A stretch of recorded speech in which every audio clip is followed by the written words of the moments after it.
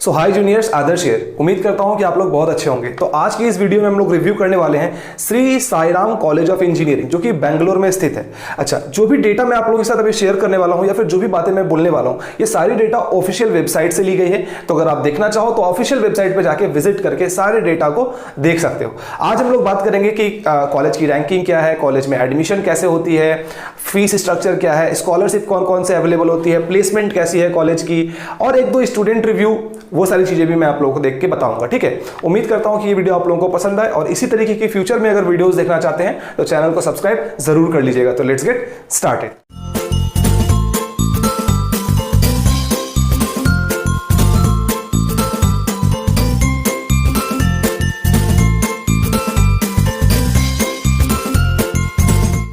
इस कॉलेज को AICTE के द्वारा अप्रूव किया गया है और ये कॉलेज NAC एक्रीडेटेड है। ESTD इस कॉलेज की है 1997, तो काफी कॉलेज पुरानी भी है हमारी, तकरीबन 23-24 साल इस कॉलेज को हो चुकी है। अब हम लोग बात कर लेते हैं इस कॉलेज की रैंकिंग की। तो इस कॉलेज को द वीक के द्वारा 86 रैंक दिया गया है इन इंडिया, और आउटलुक के द्वारा 11th रैंक दिया गया है इन बेंगलुरु सिटी।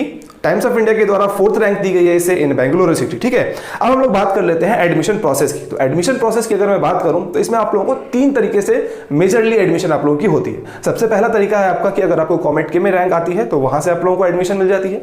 दूसरा तरीका होता है आपको KCET के काउंसलिंग के थ्रू आप लोगों को इस कॉलेज में एडमिशन लेनी होती है।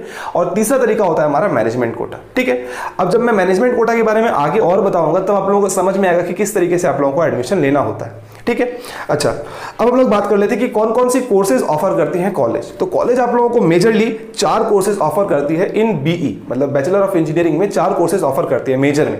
सबसे पहले हमारा आता है कंप्यूटर साइंस एंड इंजीनियरिंग, दूसरा हमारा आता है ECE electronics and communication engineering, तीसरा आता है हमारा ट्रिपल E, और चौथा आता है हमारा मैकेनिकल इंजीनियरिंग। तो ये 4 कोर्सेज ऑफर करते हैं कॉलेज आप लोगों को। ठीक है, अब हम लोग बात करते हैं कि आप लोगों को फीस स्ट्रक्चर वो कितनी देनी पड़ती है। वो जाती है 1.3 लाख पर एनम। ये जो मैनेजमेंट कोटा से बच्चे आते हैं उनके लिए भी 1.3 लाख है, और जो नॉर्मल कॉमेट के की काउंसलिंग करके आते हैं उनके लिए भी 1.3 लाख पर एनम ही आपकी फीस स्ट्रक्चर है।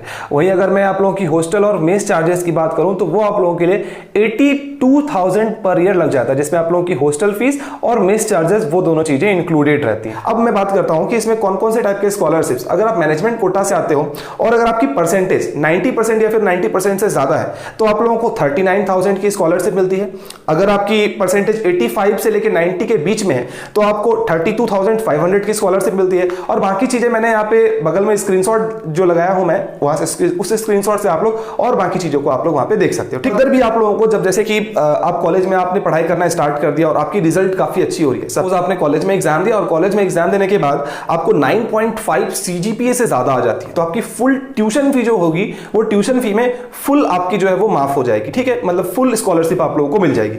उसके बाद अगर आपकी CGPA 9.25 से लेके 9.5 के बीच में होगी तो आप लोगों को 50,000 की स्कॉलरशिप मिलेगी। वही अगर आप लोगों को CGPA 9 CGPA से लेके 9.249 CGPA तक होगी तो आपको स्कॉलरशिप 25,000 की मिलेगी। और बाकी डेटा मैंने यहाँ पे स्क्रीनशॉट दिया है, आप लोग पॉज करके उस डेटा को वहां पे देख सकते हो। ठीक है, तो अभी तक मैंने यार ESTD इस कॉलेज में कैसे एडमिशन लेना है, रैंकिंग क्या है किस कॉलेज की, तो उन सारी चीजों को डेटा दिखाते हुए आप लोगों को सारी चीजों को मैंने आप लोगों को शो कर दिया।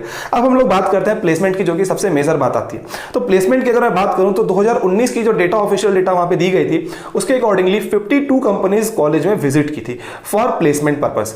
अब 52 कंपनीज जो विजिट की थी, और अगर मैं हाईएस्ट पैकेज की बात करूं तो highest package offered was 18 lakh आप लोगों को ऑफर की गई थी। ठीक है, अच्छा, और average package was 4.25 lakh per annum. It is the average package. अच्छा, अब जितने भी बच्चे वहां पे बैठे थे उन बच्चों में अगर मैं प्लेसमेंट की परसेंटेज की बात करूं तो डेट वाज 96%, और अगर मैं 2018 की बात करूं तो तब वो परसेंटेज की थी 95%। मतलब कि सपोज 100 बच्चे कॉलेज में हैं, ठीक है, उन 100 बच्चों में से 90 बच्चे ऐसे हैं जो कि एलिजिबल है प्लेसमेंट में बैठने के लिए।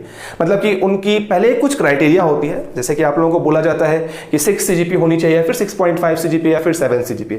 तो वो क्राइटेरिया पास करके आप लोग आउट ऑफ 100 बच्चों में से 90 बच्चों में आप आ जाते हैं। उन 90 बच्चों की फिर प्लेसमेंट होती है, और जब आप प्लेसमेंट में बैठते हो तो फिर आपकी हो सकती है चांसेस ये कि आपको प्लेसमेंट हो और आपकी प्लेसमेंट नहीं हो।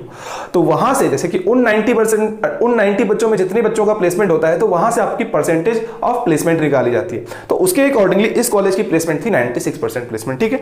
अच्छा, मार्केट में जो भी रिसेंट ट्रेंड्स चल रहे हैं, जैसे कि हमारा IoT हो गया, मशीन लर्निंग हो गई, आर्टिफिशियल इंटेलिजेंस हो गई, या फिर 3D प्रिंटिंग हो गया, या फिर जो भी रिसेंट ट्रेंड्स हमारी चल रहे हैं, तो इनके ऊपर कोर्सेज प्रोवाइड की जाती है कॉलेज में आप लोगों को NASSCOM फ्यूचर स्किल्स के द्वारा। और जब आप इन कोर्सेज को कंप्लीट कर लेते हो तो आप लोगों को एक सर्टिफिकेट भी दी जाती है, ताकि आप में और जो रिसेंट ट्रेंड्स जो चल रही है उनमें एक ब्रिज बना रहे, ताकि आप लोगों को प्लेसमेंट के वक्त या फिर जब आप लोगों की प्लेसमेंट होती है जॉब वगैरह में, तब आप लोगों को कोई भी दिक्कतें नहीं आएंगी। तो ये एक बहुत ही इंपॉर्टेंट पॉइंट है जो कि आप लोगों को नोट करके रखना चाहिए। उसके बाद हम लोग आते हैं स्पोर्ट्स फैसिलिटीज के ऊपर। पहली बात तो है कि इंडोर और आउटडोर दोनों ही स्पोर्ट्स फैसिलिटीज आप लोगों को अवेलेबल मिल जाती है कॉलेज में, जैसे कि क्रिकेट हो गया, फुटबॉल हो गई, कबड्डी हो गया, खो खो हो गया, आर्चरी हो गई, तो और भी बहुत सारे स्क्रीनशॉट आप लोगों को सामने दिख रही होंगी, तो आप लोग बहुत सारे स्पोर्ट्स को वहां पे नोटिस कर सकते हैं।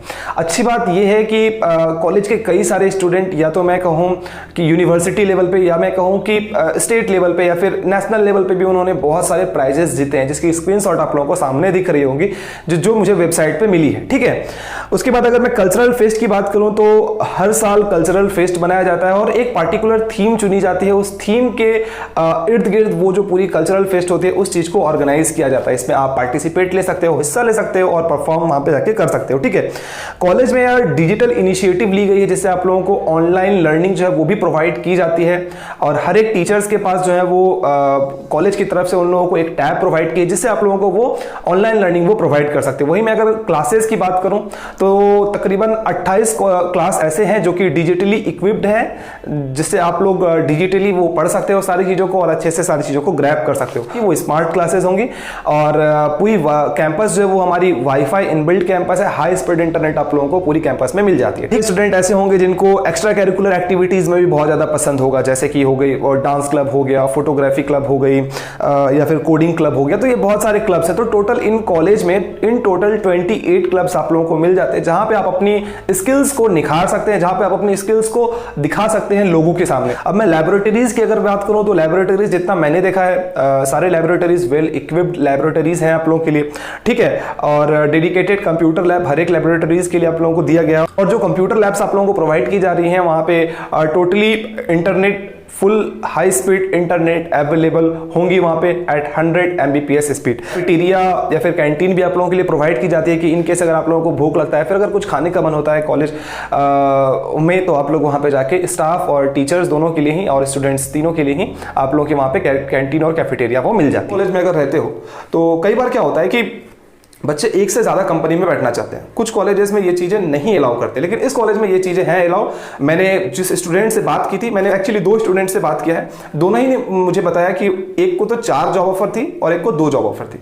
तो उनके अकॉर्डिंगली आप लोग मल्टीपल जॉब्स में बैठ सकते हो। कंडीशन से अप्लाई की, जो पहली वाली जो जॉब थी उससे अच्छी वाली अगर जॉब आपको ऑफर होगी तो आप उसमें बैठ सकते हो। दूसरी बात हम लोग बात कर लेते हैं कि फेस्ट और एनुअल फंक्शन जो यहाँ पे इस कॉलेज की होती है वो काफी अच्छी होती है। तीसरी चीज मैं बोल दूं कि यहाँ पे आप लोगों को डिसिप्लिन खास करके अच्छा कर मेंटेन करना पड़ता है, कॉलेज को रेगुलर अटेंड करना पड़ता है। तो ये सारी चीजें हैं, ऐसा नहीं कि आप इनडिसिप्लिन होकर यहाँ पे इस कॉलेज में आप रहोगे और आपको कुछ नहीं कहा जाएगा। ये सारी चीजों को आप लोगों को पॉइंट रख के चलना है। उसके बाद हम लोग आ जाते हैं कि 3rd ईयर से आप लोगों की प्लेसमेंट और ट्रेनिंग प्रोग्राम वो स्टार्ट हो जाती है, ठीक है। 5th सेमेस्टर से वो सारी चीजें स्टार्ट हो जाती हैं। अब उस वक्त अगर आप लोगों की कोई भी एक सब्जेक्ट कमजोर होगी, सपोज आपको अगर कोडिंग में प्रॉब्लम आ रही है, आपको एप्टीट्यूड्स में प्रॉब्लम आ रही है, या कोई एक ऐसा पोर्शन है जो कि प्लेसमेंट ओरिएंटेड चीज है और वहां पे आपको प्रॉब्लम आ रही है, तो यू हैव टू मतलब टीचर्स वहां पे जो होंगे, जो डिपार्टमेंट होती है वो आपसे वहां पे उन सारी चीजों को पूछेंगे और आप लोगों की एक्स्ट्रा क्लास लगा के भी उन सारी चीजों को दूर करने की कोशिश की जाती है। ये उन बच्चों ने मुझे बताया जो मैं आप लोगों के साथ शेयर कर रहा हूं, ठीक है। उसके बाद इनोवेटिव प्रोजेक्ट वर्क्स भी सारी चीजें यहाँ पे इस कॉलेज में अभी रन कर रही है। एक इनोवेशन सेंटर भी है जो कि 24/7 मतलब हमेशा ओपन रहता है बच्चों के लिए। और कुछ प्रोजेक्ट्स जो मैंने देखे वो आप लोगों को स्क्रीनशॉट में मैं दिखा दूंगा। यहाँ पे वीआर प्रोजेक्ट्स हो गई, उसके बाद हैकाथॉन में भी कॉलेज ने पार्टिसिपेट लिया, जीता। उसके बाद रिसेंटली अभी एक फर्स्ट ईयर की स्टूडेंट, जितना मैं देख पा रहा हूँ, एक फर्स्ट ईयर की स्टूडेंट है जो कि पार्टिसिपेट की थी talent sprint women engineer programme, जो कि जिसको सपोर्ट किया गया था गूगल के द्वारा, और इसमें 22,000 से भी ज्यादा बच्चे पार्टिसिपेट लिए थे।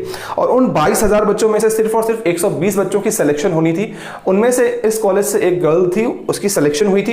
ये कंपटीशन 5 राउंड की कंपटीशन थी। तो जितना डेटा मुझे वेबसाइट पे मिला और कुछ बच्चों से मिला, वो सारी चीज़ें मैंने आप लोगों के साथ शेयर कर दी हैं। फर्दर इन्फॉर्मेशन के लिए आप लोग वेबसाइट पे जाके जो भी चीज़ों को देखना है आप वहाँ से देख सकते हो, ठीक है। उम्मीद करता हूँ कि ये जो भी चीज़ें मैं आप लोगों को शेयर किया हूँ, जो भी चीज़ें मैंने आप लोगों को बताई हैं, वो सारी इन्फॉर्मेशन आप लोगों को सही लगी होंगी और वीडियो आप लोगों को काफ़ी अच्छा लगा होगा। कॉम्पैक्ट वे में मैंने सारी चीज़ों को बताने की कोशिश की है। तो इसी तरीके के फ्यूचर में अगर आप वीडियोस देखना चाहते हो तो चैनल को सब्सक्राइब कर लें। मैं उम्मीद करता हूं कि मैं इसी तरीके से मेहनत करता रहूंगा और अच्छी वीडियोस आप लोगों के लिए लाता रहूंगा। तब तक के लिए बाय बाय।